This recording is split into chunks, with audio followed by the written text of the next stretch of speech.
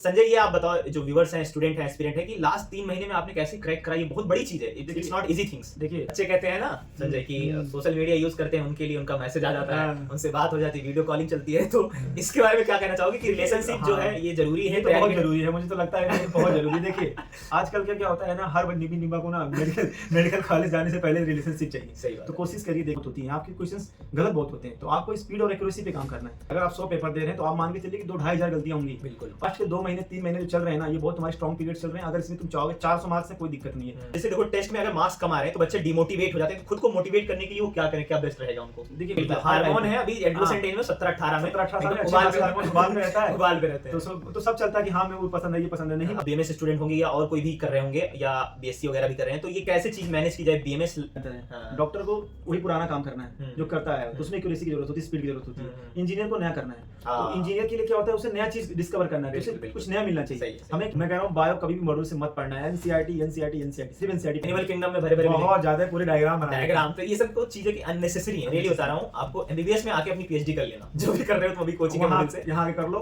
Chemistry के बारे में पूछना चाहूंगा यहाँ पर संजय की, आपने बताया केमिस्ट्री में आपके 45 में से 45 सही थे। मेरे पूरी में कि 45 क्वेश्चन आ रहे हैं, आप 45 क्वेश्चन में 2 घंटे 1.5 घंटे लगा दे रहे हो, तो फिर आपका सारा टाइम तो खत्म हो गया ना। बिल्कुल। कम से कम 2000 गलतियां कर दी ना, और आपने कम से कम 1500 गलतियां आपने मिनिमाइज कर दी। 500 गलतियां मान तो भूल गया, लेकिन 1500 मिनिमाइज कर दिया, तो आपने अच्छा खासा उन लड़कों से जो कंपटीशन आपसे कर रहे हैं ना, उनसे काफी आगे हैं। बहुत आपको टाइम, अच्छा टाइम मिल रहा है, और ये टाइम हमेशा आपको नहीं मिलेगा। आपको घर वालों ने चांस दे दिया, आप चाहते हो कि मेडिकल कॉलेज से रिश्ता जोड़ना है, तो वहां का रिश्ता तोड़ना पड़ेगा। बिल्कुल। आप 2-3 रिलेशनशिप में क्या होता है ना, इसमें ना ब्रेन और इमोशनल का बड़ा अटैचमेंट होता है। ये दोनों चीजें मिल के आती है ना, तो आपकी पढ़ाई आपको फोकस ही नहीं होता है, होगा पढ़ाई, खाने सबसे पहले वही आती है। तो वो लास्ट में यही कह रही थी कि अरे ये तो मालूम था, बचपन से ही डॉक्टर लग रहे थे, जब इतने बड़े थे ना तभी ऐसे लग रहा कि डॉक्टर ही है। तो वही है, तो मेहनत करो कि डॉक्टर साहब बन जाओ आप, ताकि आपको डॉक्टर साहिबा आराम से मिल जाए। इधर उधर में अभी उतना मत पढ़ो, रिलेशनशिप के। Hello everyone, this is Mohammad Hussain, MBBS third year student from doctor RML MS Lucknow. तो आज इस वीडियो में हम लोग इंटरव्यू ले रहे हैं एक ऐसे स्टूडेंट की जो पहले 2 साल बीएमएस करा, फिर ड्रॉप किया, फिर उसके बाद में 2 साल फिर बीएमएस करा, और फिर बीएमएस छोड़ने के बाद उन्होंने अभी मतलब लास्ट 3 महीने प्रिपरेशन करके 685 मार्क नीट 2024 में गेन करा था। अभी फिलहाल MBBS first year from doctor RML MS Lucknow. हमारे साथ है संजय, अपना इंट्रो दो। हेलो नमस्कार, मेरा नाम संजय कुमार गुप्ता है, मैं सिद्धार्थनगर का निवासी हूँ।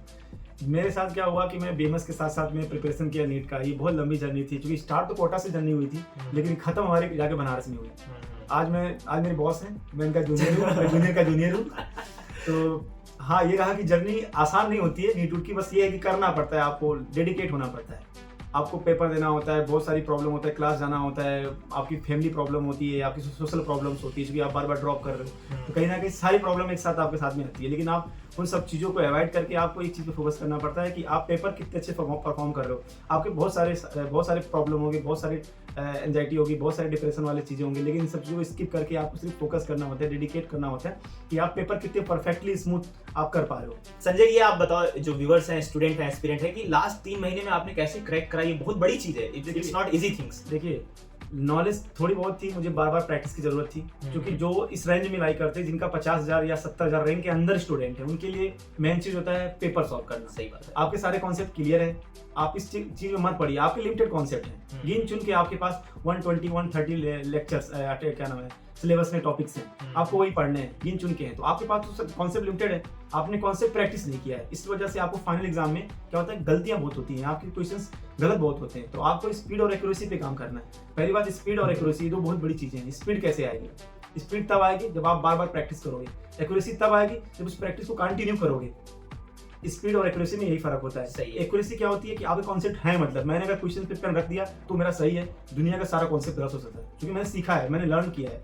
लास्ट के 1 महीने में मैं 3 पेपर पर डे करता था। ये बहुत अनएक्सपेक्टेड है कि 3 पेपर आप रोज कर ले, लेकिन डेली 3 पेपर डेली में करता था। अलग अलग कोचिंगों से जहां से मिलता था मैं करता था, क्योंकि मेरे कॉन्सेप्ट क्लियर थे। कोचिंग दे रहा सवाल तो कहीं ना कहीं से अपने सोच के दे रहा होगा, और उसका सोल्यूशन है तभी वो दे रहा है, सोल्यूशन नहीं होगा तो नहीं दे रहा। लेकिन आप ज्यादा प्रैक्टिस करिए, और पेपर को ध्यान ये रखिए, जब भी आप पेपर दे रहे हैं तो गलतियों को पकड़िए। आपने 100 क्वेश्चंस किए, 25 गलत होंगे, हमसे भी होते थे, सबसे होते हैं, लेकिन आप कोशिश करिए कि अगले एग्जाम में 24 ही गलत हो, 20 ही गलत हो, कम से कम गलतियां करिए, मिनिमाइज करिए, आपके अच्छे मार्क्स आएंगे फाइनल। जैसे इन्होंने ज्यादा अपना जो इस बात पे इन्होंने प्रेशर डाला है कि स्पीड और एक्यूरेसी ये बहुत मैटर कर रही है, क्योंकि अभी सिलेबस जो आपका जो क्वेश्चन आते हैं अभी फिलहाल, हमारे टाइम से ये सिनेरियो चेंज हुआ था, वो बहुत लेंदी होते हैं। तो क्या होता है कि बच्चों को नॉलेज रहता है बट इन द एग्जाम में वो टाइम कम होने की वजह से नहीं कर पाते। तो मेन आपका मैटर कर रहा है स्पीड और एक्यूरेसी। और ये कैसे डेवलप होगा, जैसे इन्होंने बताया कि जब आप मल्टीपल टाइम प्रैक्टिस करेंगे, बार बार पेपर अटेम्प्ट करेंगे,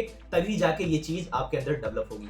तो आपको इस चीज पे ज्यादा ध्यान देना है कि क्वेश्चन ये लास्ट के जो मंथ है इसमें आप अगर आपका रिवीजन बेटर है, ज्यादा अच्छे कर लिए, तो अभी आपको पेपर पे ज्यादा ध्यान देना है और मल्टीपल टाइम अटेम्प्ट करना है। दूसरी बात इन्होंने बताई कि जब भी ये पेपर देते थे तो पेपर को एनालाइज करते थे, ना कि उसे ऐसे ही हाँ आया 25 क्वेश्चन था मानो और 24 सही हुए, एक गलत हो, तो एक गलत कैसे हुआ, क्यों हुआ, कौन सा टॉपिक हमारा वीक रह गया, उस पे इन्होंने काम किया, तो ग्रेजुअली इंप्रूव हुआ चीज। मैं आपको वीडियो में यही बताते रहता हूँ कि जब भी आप पेपर एनालाइज करो तो उसे देखो कि हमारी जो प्रीवियस मिस्टेक थी वो हमसे दोबारा ना हो जाए, है कि नहीं संजय? यही बात यही था कि आप गलतियों को पकड़ें, आप गलतियों को पकड़ेंगे। आपसे देखिए, अगर आप 100 पेपर दे रहे हैं तो आप मान के चलिए कि 2-2,500 गलतियां होंगी। बिल्कुल। और 2-2,500 गलतियां आपने कम से कम 3,000 गलतियों में से आपने 2,000 गलतियां पकड़ ली, तो आपने 99% कॉस्ट से तो वही पकड़ लिया। बिल्कुल। आपके जितने 720 में 720 मार्क्स आ रहे हैं या 180 में 180 क्वेश्चन आ रहे हैं, सब आपको पते हैं, बस आपको जाके वहां पर बार बार उसी को प्रैक्टिस करना है। तो आपको पहले से क्वेश्चंस पता चल गए, लेकिन लिमिटेड कॉन्सेप्ट है, उसी कॉन्सेप्ट पे बार बार सवाल को डाटा चेंज करके आ रहा है, कोई सवाल तो नया बन नहीं रहा है आजकल। तो सब सिंपल हो गया है।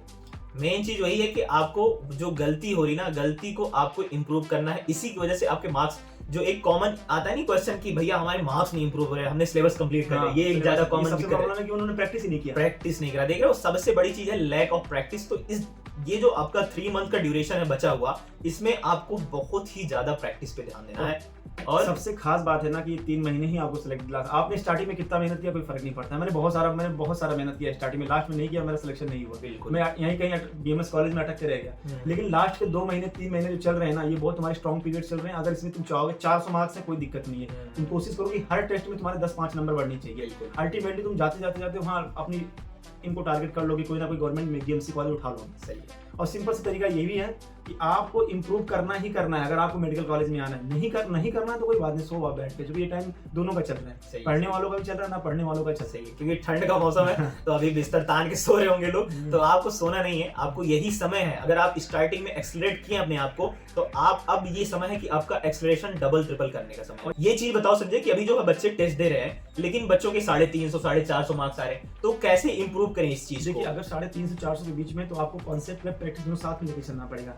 आपको कॉन्सेप्ट अब कमी है, अगर आपके 500 से ऊपर है, तो इसका मतलब कि 500 550 मतलब इसका मतलब है कि तुम्हारा कॉन्सेप्ट तो ठीक ठाक है, तुम कॉन्सेप्ट थोड़े बहुत लैग कर रहे हैं। लेकिन जब आपके पेपर में 350 मार्क्स आ रहे हैं, तो मतलब आपके पास कॉन्सेप्ट कम है और प्लस इन्फॉर्मेशन कम है। तो आप ज्यादा से ज्यादा एनसीईआरटी रिवाइज करिए, ज्यादा से ज्यादा एनसीईआरटी बायो सब फिजिक्स, आजकल तो मैं कह रहा हूँ फिजिक्स भी रिवाइज करिए। ये क्वेश्चन जो आया था ना, इस बार हम लोगों ने देख लिया कि हाँ, अगर एनसीईआरटी नई एनसीईआरटी से पुरानी एनसीईआरटी में आया और सब 5 नंबर मेरा भी कट गया, तो बहुत सारों का कटा है। तो मैं कहूँगा एनसीईआरटी ही पढ़ना और बार बार एनसीईआरटी पढ़ना, कोशिश करना और इन टाइम तक पढ़ना। ये नहीं कि मेरे 350 मार्क्स आ रहे तो मैं ड्रॉप कर दूं, इस साल नहीं हो सकता। सबके अंदर वो थिंकिंग आती है, लेकिन कोशिश करना लास्ट मोमेंट तक करने के लिए, क्योंकि नंबर वहां से बढ़ते हैं। सारे लड़के सरेंडर कर देते हैं, पर आप सरेंडर नहीं कर रहे हो ना, तो इसका मतलब आपके अंदर कुछ है। और डॉक्टर बनने के लिए आपके अंदर गट होनी चाहिए, बाकी कुछ हो या ना हो, आपके बहुत बड़ी चीज है, गट होनी चाहिए। और क्योंकि यहाँ की लाइफ आपको बहुत ज्यादा फेस करनी है। MBBS is not easy. आप जो सोचते हो कि बस अब जाना है तो सोना है, नहीं है। यहाँ पर बहुत ज्यादा डिसिप्लिन मेंटेन करके हर एक चीज आपको खुद से करनी होगी। तो ये बहुत बड़ी चीज इन्होंने बताई। जैसे देखो, टेस्ट में अगर मार्क्स कम आ रहे हैं तो बच्चे डिमोटिवेट हो जाते हैं, तो खुद को मोटिवेट करने के लिए वो क्या करें, क्या बेस्ट रहेगा उनको? देखिए, उनके लिए सबसे बेहतर तरीका है कि आप जो मैं कह रहा हूँ, गलतियां होती है ना, देखिए गलतियां सबसे होती हैं, वहाँ में आपके पास कॉन्सेप्ट की लैक है, तो गलतियां आपसे भी होंगी, हमसे भी होती थी, सबसे होती थी, बहुत सारे बहुत से भी हुई है। बिल्कुल। तो सबसे गलतियां होती है। आपको करना क्या है, आपको टारगेट ये रखना है कि जो गलतियां हो उसको मिनिमाइज करना है। मिनिमाइज करने का तरीका यही है कि आप अलग से नोट्स बना ले, नोट्स में लिखें कि कौन से क्वेश्चंस क्या है, मार्कर लेकर एनसीईआरटी लेकर बैठ जाएं कि ये मेरा गलत हुआ है, नेक्स्ट एग्जाम में वो गलत नहीं होगा, आप प्रॉमिस करें। बार बार उसको, जब नेक्स्ट एग्जाम में जा रहे हैं ना, टेस्ट में जा रहे हैं, तो आप उसको इस बात को पढ़ के जाएं कि ये गलतियां नहीं होंगी। लाइक बबल फिल में मिस्टेक हो जाती है, दो गुड़े 2 मार देते हैं, बहुत सारी छोटी मिस्टेक हो जाती है। तो इन सबको थोड़ा कम करिए, नंबर बढ़ेंगे। नंबर एक साथ नहीं बढ़ेंगे कि आपके 350 आ रहे हैं तो 600 हो जाएंगे, लेकिन ये 350 आ रहे हैं तो 360 हो जाएंगे, 370 हो जाएंगे, 380 हो जाएंगे, 400 हो जाएंगे। ग्रेजुअल इंप्रूवमेंट होगा। और ये ग्रेजुअल अगर आप इंप्रूवमेंट कंटिन्यू रखें तो ये आपका डेफिनेटली वन डे 650 670 में कन्वर्ट हो जाएगा। और एक बात और सर, क्या होता है बॉस कि बार बार ये नंबर का लेकर ना, आसपास के लड़कों का क्या होता है, वो कंपटीशन, वो लेस कंपटीशन फील करते हैं। इससे आप मत फील करिए कि बगल वाले का 600 आ रहा है तो आपको 350 आ रहा है तो आपका लेवल कम है। लेवल कम नहीं है, आप ग्रेजुअली इंप्रूव करिए। एक दिन देखिएगा आप उससे अच्छा मार्क्स लाएंगे, आप उसके साथ कॉलेज जाएंगे। बिल्कुल बिल्कुल। एक क्वेश्चन ये है कि जो बीएमएस स्टूडेंट होंगे या और कोई भी कर रहे होंगे या बीएससी वगैरह भी कर रहे हैं, तो ये कैसे चीज मैनेज की जाए, बीएमएस जैसे आप जैसे बीएमएस कर रहे थे और फिर उसके बाद नीट का प्रिपरेशन, तो ये दोनों चीज कैसे बैलेंस की जाए? अगर बीएमएस में क्या है तो अटेंडेंस की प्रॉब्लम हर जगह होती है, तो आपको थोड़े बहुत अटेंडेंस देने पड़ेंगे और आपको लास्ट के 2 महीने स्किप करना पड़ेगा क्लास, 2-2.5 महीने स्किप करना ही करना पड़ेगा। अगर आप स्किप करेंगे, टाइम अपने आप पे देंगे, अपने नीट सिलेबस पे देंगे, तो रिजल्ट अच्छे आएंगे। और देखिए ब्रॉड सब्जेक्ट है, जबकि नीट आपका लिमिटेड सब्जेक्ट है। हमें क्या है, तैयारी करते हैं ना, तो हमें लगता है कि नहीं नीट बहुत ब्रॉड है। नीट नहीं ब्रॉड है, नीट बहुत लिमिटेड है। नीट का जो सिलेबस है बहुत लिमिटेड है, ब्रॉड तो वहाँ कॉलेजेस में होते हैं। सही है। तो आपको इस चीज पे फोकस करना कि जैसे आप क्लास जा रहे हैं तो आप टाइम निकालें कि 1 घंटा में अपने कॉलेज का पढ़ूंगा, जो बीएससी कर रहा है, बीएमएस कर रहा है, बाकी मैं 7 से 8 घंटे में दूंगा। 7 से 8 घंटे चाहिए उसको, और कोशिश करिए लाइब्रेरी में जाके पढ़ने के लिए, जो रूम में पढ़ाई कहीं नहीं होती है। सही है, रूम पे तो आप सो जाओगे, किताब खोलोगे, फिर 1 घंटे के बाद सो जाओगे। मेन है कि लाइब्रेरी वगैरह में जाओगे तो लोगों को देखोगे, तो वहाँ कहीं ना कहीं मोटिवेशन मिलेगा। सब किताब लेके अपना पढ़ रहे, तो आप कैसे मोबाइल चला के वो सो करोगे? बहुत बड़ी बात है कि ये लास्ट 3 महीने में रिवीजन की क्या स्ट्रेटजी रहनी चाहिए, क्योंकि रिवीजन ऑब्वियसली सिलेक्शन के लिए बहुत मैटर करता है। देखिए आपके पास मान लीजिए कि आपके पास 100 चैप्टर है, तो आपके 50 स्ट्रांग होंगे, 50 वीक होंगे। बिल्कुल। आप स्ट्रांग वाले को स्ट्रांग करो, प्रैक्टिस बढ़ाओ। आप वीक वाले को कॉन्सेप्ट रखो, इसको बार बार रिवाइज करना है, उसको बार बार क्वेश्चंस करने हैं, उसके साथ प्रैक्टिस करना है। तो जो आप वीक वाला है ना, उस पर ज्यादा काम करना पड़ेगा आपको। लास्ट मोमेंट में अगर आपको वीक एवरेज में भी आ जाएगा ना, तो भी आपका सिलेक्शन का चांस बन जा रहा है, क्योंकि क्वेश्चन एवरेज ही आ रहा है। बिल्कुल, एवरेज ऊपर नहीं जा रहा है। बिल्कुल। एक भी सवाल एवरेज ऊपर नहीं जा रहा है, तो आप टॉपिक को ऊपर मत उठाओ, पर एवरेज पे ले आओ। एवरेज पे ले आओगे तो आपका सिलेक्शन हो जाएगा। सही है। देखो ये चीज मैं हमेशा कहा हूँ कि लंबे क्वेश्चन करने से ज्यादा बेटर है कि आप मीडियम मॉडरेट लेवल का क्वेश्चन जो है उस पे ज्यादा फोकस करें, क्योंकि सिलेक्शन उन्हीं का हो रहा है जो ये सब क्वेश्चन जल्दी कर ले। आपका एग्जाम ये नहीं है कि आपका नॉलेज चेक कर रहा है, ठीक है, exam is not about your knowledge. यहाँ पर आपकी स्पीड मैटर करेगी, उस समय प्रेजेंस ऑफ माइंड आपका मैटर कर रहा है कि क्वेश्चन आप विद इन 30 सेकंड 1 मिनट कैसे लगा ले रहे हो, समझ रहे हो? इतने ज्यादा क्वेश्चन है, और फिजिक्स में तो ऑब्वियसली ज्यादा टाइम लगता है, तो ये चीज कहीं ना कहीं मैटर करती है। और ये चीज कैसे आएगी, आप जब मॉडरेट, मीडियम और छोटे क्वेश्चन लगाएंगे तभी आपका ये चीज डेवलप होगा आपके अंदर, उससे पहले नहीं होगा। 4-5 क्वेश्चन ही आते हैं। इंजीनियर में क्या अंतर है? डॉक्टर को वही पुराना काम करना है जो करता है, उसमें एक्यूरेसी की जरूरत होती है, स्पीड की जरूरत होती है। इंजीनियर को नया करना है, तो इंजीनियर के लिए क्या होता है, उसे नया चीज डिस्कवर करना है, उसे कुछ नया मिलना चाहिए। हमें क्या है कि वही मिलना चाहिए, बस स्पीड ज्यादा चाहिए। बहुत ही एकदम आप कह सकते हैं ब्रॉड लेवल की बात है ये, कि ऑब्वियसली एक इंजीनियर जो है उसे हमेशा नया इनोवेशन के बारे में सोचना है, या हम डॉक्टर्स हैं, हमें वही चीज पे फोकस करनी है, लेकिन हमारी एक्यूरेसी अच्छी होनी चाहिए, क्योंकि प्रैक्टिस इस फील्ड में बहुत ज्यादा मैटर करती है। लोग सोच रहे हैं ना कि 650 कट ऑफ जा रहा है, ये इससे नहीं डरना चाहिए। रीजन ये है ना कि आपके अंदर इजी पेपर आ रहा है तो कट ऑफ बढ़ेगा। बात यही है, सही है। टेस्ट में आपके 600 मार्क्स आ रहे हैं और फाइनल में आपके 660-70 नंबर आ रहे हैं, तो मतलब ये बनता है। हाँ, और ये एक चीज आप याद रखो, इनके जो है ना उससे 3 पहले मैं बता रहा हूँ कि 3 महीनों में इन्होंने 685 मार्क्स तक गेन करा।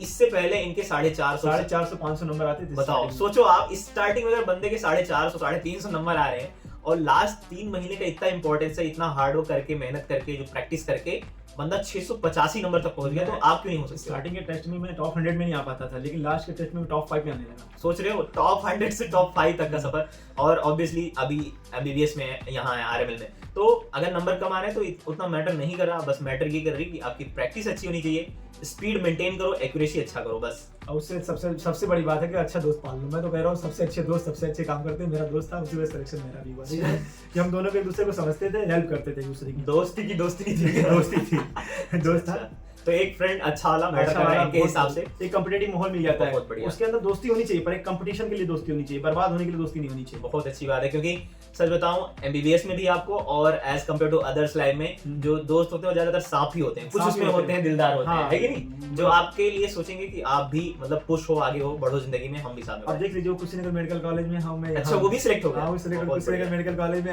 मैं आरएमएल आपके देख रहे हो, दोनों साथ में थे, दोनों दोस्त थे।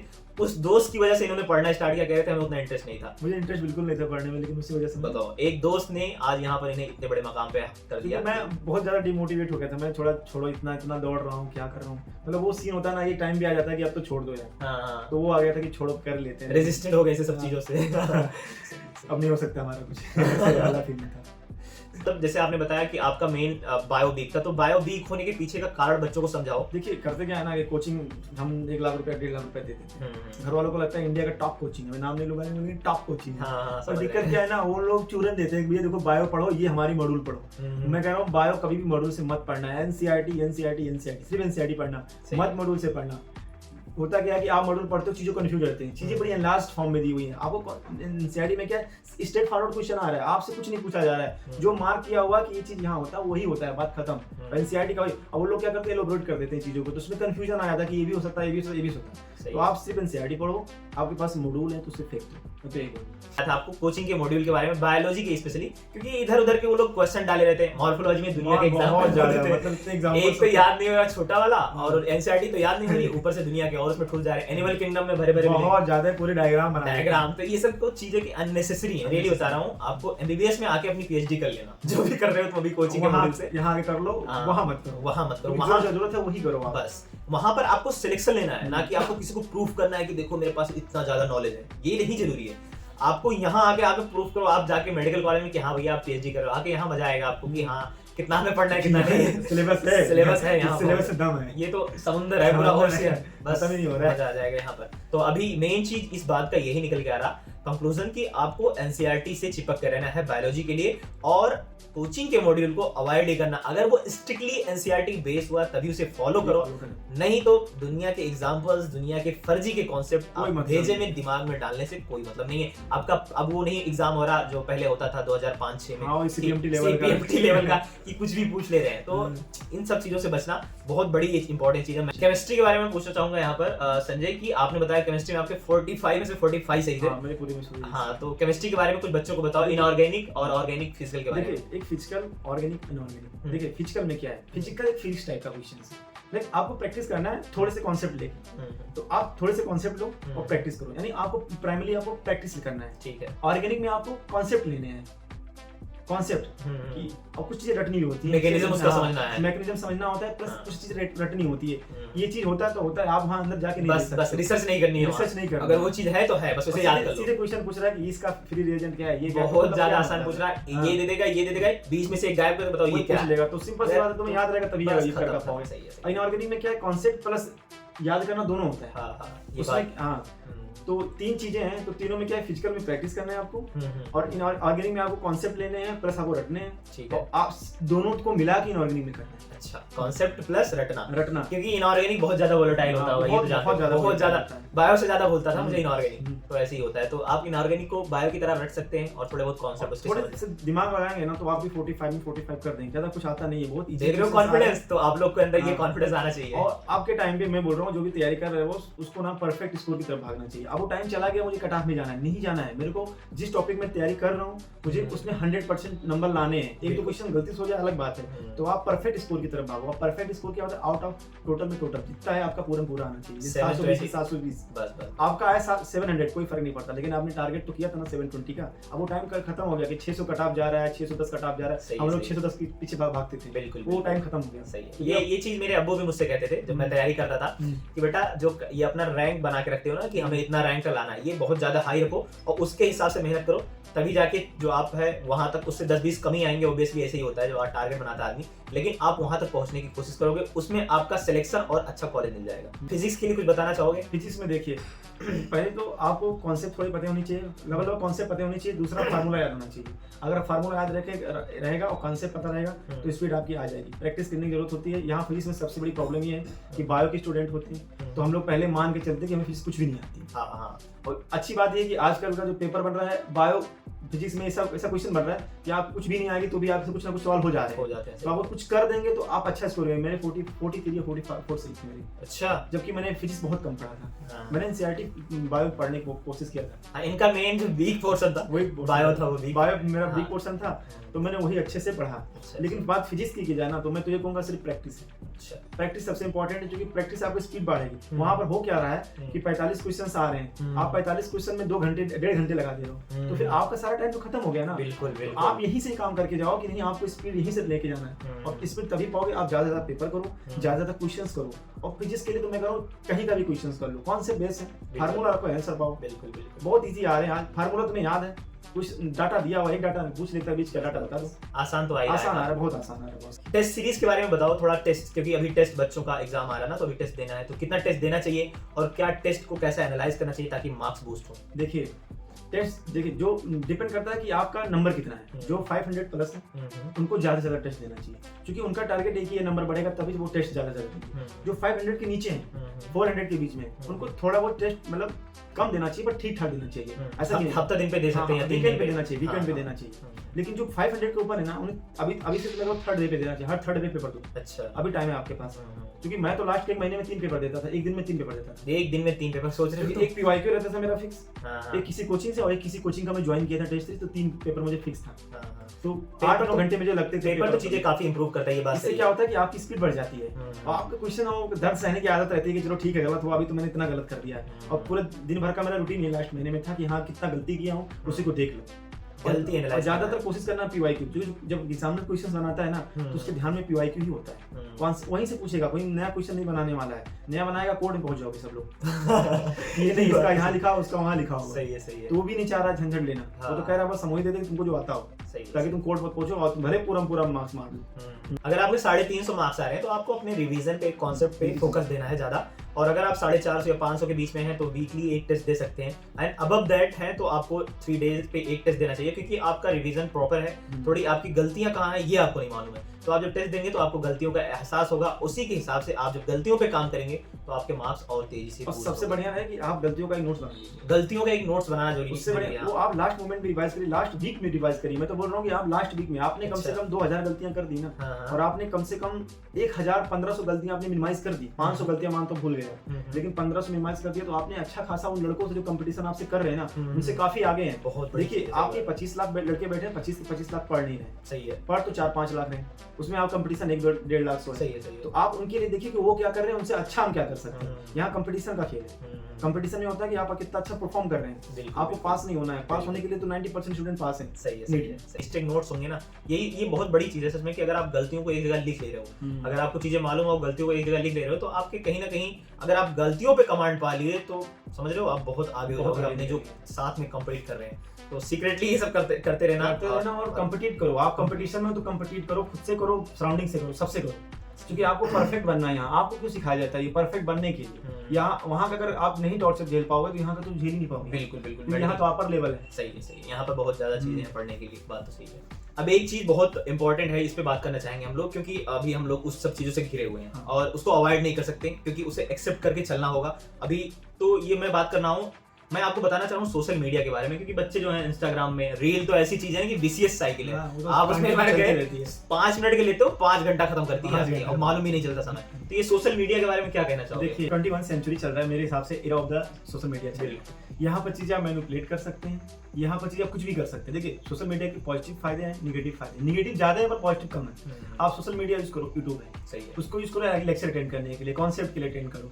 लेकिन जो इंस्टाग्राम है, फेसबुक है, ये सब जो आजकल का है, स्नैपचैट वगैरह बना के बार भेजने का है, तो इसे बंद कर दो। 3 महीने की बात है, उसके बाद अगर सोशल मीडिया आप यूज नहीं करोगे तो इसका मतलब ये नहीं है कि आप जिंदा नहीं बचोगे। आप क्लोज कर दो, 3 महीने की बात है, उसके बाद लगाना स्टोरी, अच्छी वाली स्टोरी लगाना, तब तगड़ी स्टोरी बन के आएगी। सही है। और मेरा इंस्टा आईडी पे जब मैं 3 महीने बॉस जब मैं तैयारी कर रहा था, मेरे एक भी पोस्ट नहीं उस पे। अच्छा, पूरा 3 महीने के बाद जैसे मैं एग्जाम के अगले दिन से पोस्ट स्टार्ट हुआ तो नहीं हो रहे थे मेरे। हाँ वही होना ही चाहिए। देखिए आपको टाइम, अच्छा टाइम मिल रहा है और ये टाइम हमेशा आपको नहीं मिलेगा।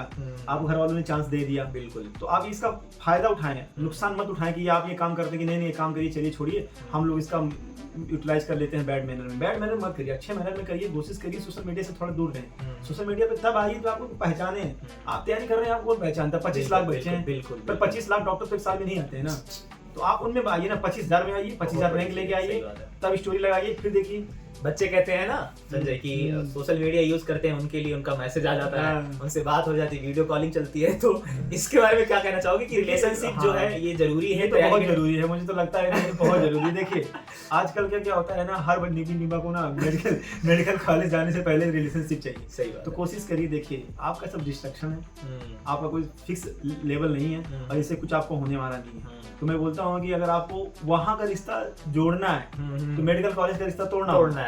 अगर आप चाहते हो कि मेडिकल कॉलेज से रिश्ता जोड़ना है तो वहाँ का रिश्ता तोड़ना पड़ेगा। बिल्कुल बिल्कुल। आप 2-3 महीने के लिए शांत रहें, आप पढ़ाई फोकस करें, आप मत देखें उधर, क्योंकि आपको कोई ना कोई पसंद, और हर इंसान को कोई ना कोई पसंद होता है। हार्मोन है अभी एडोलेसेंट एज में 17-18 में, 17-18 साल में उबाल में रहता है, उबाल पे रहते हैं, तो सब चलता है कि हाँ मैं वो पसंद है, ये पसंद है, नहीं पसंद है, तुम्हें मेडिकल कॉलेज पसंद होना चाहिए। बिल्कुल। घर वालों अगर को तुम्हें कुछ कोई पसंद भी है ना, तुम अगर सिलेक्शन ले ले रहे हो ना, तो वो तुम्हारे पीछे भाग के भाग के आएगी, आएगी। ट्रस्ट में भाग के आएगी वो। भाग के आती है, आप मैसेज आएगा, लेकिन आप जवाब नहीं देना चाहोगे। बिल्कुल, लेकिन वही है कि अभी जो जरूरी है वो करो। क्या होता है ना कि आप जब फर्स्ट टाइम आपको मोहब्बत वगैरह होती है तो ऐसा लगता है कि यही मेरी दुनिया है। और देखिए रिलेशनशिप में क्या होता है ना, इसमें ना ब्रेन और इमोशनल का बड़ा अटैचमेंट होता है। ये दोनों चीजें मिल के आती है ना, तो आपकी पढ़ाई आपको फोकस ही नहीं होता है, होगा पढ़ाई होता रहेगा, जरूरी तो वो है मेरे सही लिए। है, सही है। तो आप, मैं यही बोलता हूँ ना कि आप वहाँ से रिश्ता तोड़ो और मेडिकल कॉलेज से से रिश्ता जोड़ो, सही, सबसे सिंपल तरीका सही बात है। है। अगर- यहाँ आके रिश्ता जोड़ो, यहाँ की दुनिया थोड़ी अलग है, अच्छी है, बहुत अच्छी है। मेडिकल कॉलेज, मेडिकल लाइफ में अच्छी दुनिया है।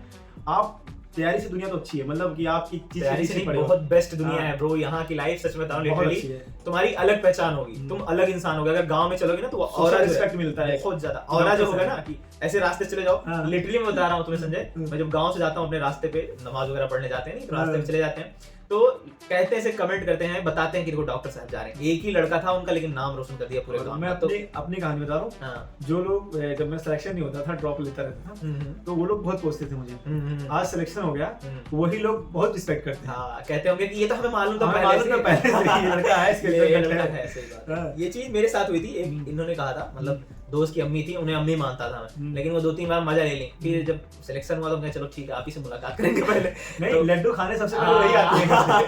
तो वो लास्ट में यही कह रही थी कि अरे ये तो मालूम था, बचपन से ही डॉक्टर लग रहे थे। हाँ। जब इतने बड़े थे ना तभी तभी देख से लग रहा था कि हाँ, डॉक्टर हैं। ऐसे लग रहा कि डॉक्टर ही है। तो वही है कि ताने बोली ठीक है, एक जगह पे उनको जवाब दो अपने एक्शन से, आपका रिजल्ट से उन्हें इतना तगड़ा जवाब दे दो, फिर वही ये कहें हमेशा देखिए जो रिपीटर हैं उनको थोड़ा धैर्य की जरूरत होती है, सब्र करें। सही बात है। बहुत सब्र करें, क्योंकि आपके लिए बहुत टफ टाइम चल रहा है। देखिए जो 11th पास आउट है उनका तो सब कुछ फ्रेश है, दिमाग भी फ्रेश है, चीजें फ्रेश है, नया सिलेबस आपने पहले भी दे चुके हैं। तो आपको थोड़ा धैर्य की जरूरत होती है। काम हो गए, एकदम पेपर दीजिए, शांत हो गए, आपको आता है, दिमाग थोड़ा सा दिमाग का यूज करिए, पेपर अच्छा जाएगा। और आपको एग्जाम से पहले क्या होता है कि 1 हफ्ते 2 हफ्ते 15 दिन पहले जो अजीब से होने लगती है फीलिंग, उसको थोड़ा कम करके आप पेपर पर फोकस करिए। और आप लास्ट दिन पढ़ने का कोई सेंस नहीं बनता, कम से कम पढ़िए, सुकून में रहिए। सुकून में रहिए, बस एकदम मजे करिए। और बढ़िया नींद प्रॉपर नींद लीजिए। लीजिए। जो लास्ट के हफ्ते होते हैं या 4 दिन 3 दिन कह लो, उसमें प्रॉपर नींद लेंगे तो पूरे साल की मेहनत लास्ट में आप जो करे होगे ना तो खराब हो जाएगी। क्या करते हैं बच्चे की पूरा रात पढ़ते पूरी रात पढ़ते हैं। हाँ, रहते कहते हैं, हैं यही रात अंतिम, यही रात हमारी। ये गाना बार बार दिमाग में आता रहता है।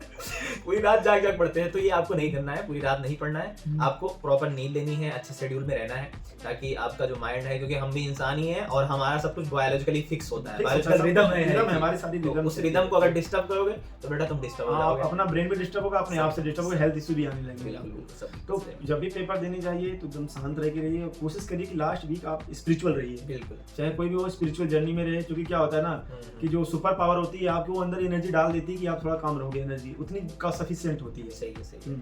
तो नेचुरली आप अपने काम पे फिक्स रहें बस, और इधर उधर बार बार उन्हीं गलतियों को रिवाइज करें। ज्यादा ये मत टेंशन ले कि मेरे मार्क्स इतने आ रहे थे तो नहीं हो पाएंगे, कोई ना, आप उसी गलतियों पर बार बार रिवाइज करें। क्या पता आपकी वही गलतियां ही रोक रही हो सिलेक्शन। सिलेक्शन। बहुत अच्छी चीज है ये, क्योंकि गलतियों को एनालाइज करके आप कर रहे हो। अगर रिपीटर हो आप या 500 नंबर वाले हो, तो यही है कि आप गलतियों को एनालाइज करके उन्हें को अगर फिक्स कर लिए तो बस बल्ले बल्ले। इस बार तो 600 के ऊपर बहुत सारे लड़के हैं, मैं उनको बोलना चाहूंगा कि भाई आप पेपर बहुत ज्यादा करो। आपका पेपर से ही अच्छा, मैं कह रहा हूँ आपको मेडिकल कॉलेज नहीं चाहिए, आपको अच्छा मेडिकल कॉलेज चाहिए। बिल्कुल। जिस लेवल पे आप लाइक करते हो ना, आपको टॉप मेडिकल कॉलेज चाहिए। आपको आरएमएल के जेएमसी जो भी टॉप इंडिया या आरएमएल में आओ, बॉस तुम्हारे बन जाएंगे। मुलाकात होगी अच्छे से। सही है। तो आप आओ टॉप मेडिकल कॉलेज की तरफ भागो, क्योंकि आप 600 प्लस मार्क्स लाए हो तो आपके अंदर तो था, पिछले साल भी था, ऐसा नहीं। तो आप कोशिश करो, पेपर ज्यादा करो, आपके पास कॉन्सेप्ट सारे हैं, पेपर करो और गलतियां कम करो, स्पीड एक्यूरेसी पे काम करो। देखो सारा खेल स्पीड और एक्यूरेसी पे। आपके पास टाइम बचेगा तो फिजिक्स पे आप टाइम दोगे, क्वेश्चन ज्यादा सही जाएगा। बिल्कुल। आपके पास टाइम कम बचा, फिजिक्स पे टाइम कम दिए, क्वेश्चन आपका रॉन्ग होगा, पेपर आपका रॉन्ग होगा। तो यहाँ आजकल के टाइम पे, पहले क्या था बॉस, की कैटलिक था, ये है रेट ऑफ रिएक्शन, इस पेपर का रेट ऑफ रिएक्शन ये। अब ये सिस्टम नहीं है, अब सब रेट ऑफ रिएक्शन है। सही बात। किसी में एक में खराब हुआ तो हमारा सिलेक्शन बाहर। सही बात। आप सोचिए कि एक क्वेश्चन बहुत इंपॉर्टेंट कर रही है, 650 वालों का सिलेक्शन नहीं हुआ लिटरली इस बार। 12-15 180 क्वेश्चन में आप 12-15 गलत करते हो, बाहर सिलेक्शन, बहुत बड़ी बात है। क्योंकि आम बात है गलत होना, बहुत नेचुरल है गलत होना, लेकिन कंपटीशन की डिमांड यही कि आपको ऐसा कहते हो, जैसे डिमांड होगी आपको ऐसे बनना पड़ेगा। बिल्कुल। डिमांड के हिसाब से नहीं बनेंगे तो डिस्कार्ड कर दिया जाएगा कंपटीशन में। सिंपल है। सही है। तो होप कि आप लोग को वीडियो काफी इंफॉर्मेटिव लगा होगा, और आशा करता हूँ कि मैं असल में डिसकंटिन्यू हो गया था यूट्यूब पे थोड़ा, क्योंकि थोड़ी चीज़ों में मसरूफ था मैं, तो अब इधर आपको कंटिन्यू प्रॉपर मोटिवेशन और ब्लॉग मिलते रहेंगे। ऑल द बेस्ट मेरी तरफ से। संजय ऑल द बेस्ट बोल दो। Thank you boss, thank you, all the best सभी को। all the बढ़िया से मेहनत करो यार, लगे रहो, बस बस सिलेक्शन लो और Selection गवर्नमेंट लो। मेडिकल कॉलेज में आके मेडिकल कॉलेज के लाइफ एंजॉय करो। एंजॉय करो। सच में बहुत ज्यादा मेमोरीज बनने वाली है तुम्हारी। एंजॉय योर एक लाइफ। नई जर्नी स्टार्ट करें और आपकी डॉक्टर नई साहब आने हो वाली जाओ नई बस। जर्नी की बहुत सारी हार्दिक शुभकामनाएं हम पहले दे रहे हैं। बहुत बढ़िया। कोशिश करिए बढ़िया मेडिकल कॉलेज में आए, कम से कम मेडिकल कॉलेज में आए, और कोशिश करिए उससे बढ़िया मेडिकल कॉलेज में आए। तो मेहनत करो कि डॉक्टर साहब बन जाओ आप, ताकि आपको डॉक्टर साहिबा आराम से मिल जाए। इधर उधर में अभी उतना मत पड़ो रिलेशनशिप के चक्कर में। Main focus on your career, on your self. Definitely one day बहुत सारी, मतलब समझ गए हो ना मैं क्या कहना चाह रहा हूँ, तुम्हारी जो चाहिए वो मिल जाएगा। मिल जाएगा सब कुछ। ऑल द बेस्ट मेरी तरफ से, ऑल द बेस्ट और सिलेक्शन हो यार। Bye bye. Bye bye.